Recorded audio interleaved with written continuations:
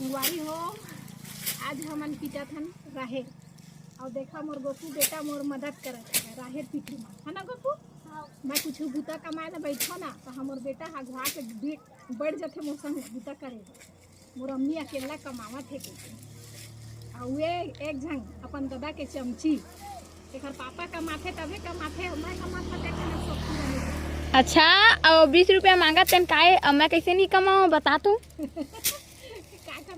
घूस लेते थे ना 20 रुपया मांगा थे 20 रुपया नहीं 50 रुपया दे कर रही। घूस लेवा मगर हर चीज में घूस के जमाने ही है ना गोपू। हमें नहीं हमें यही राहेर काढ़ी ला बेटी 10 साल पहली ले जा हमार काका ससुर मन के काला बारे बर नहीं है आगे फूके बर ऐसे फूके और आजकल घर में रहते तो ढेर हो गए।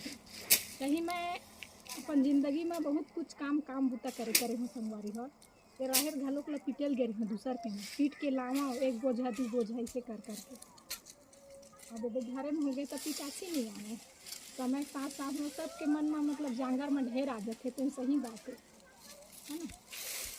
चल गोपू ऐसे पीट डरी भले घूस लेवा थे पीट तो डरी खर ताकत देखो तो मैं वो पारा नहीं चल दे रही थी मैंने कि नहीं चल दे रही हूँ गए रहे हूँ 3 महीने मिली थी यार।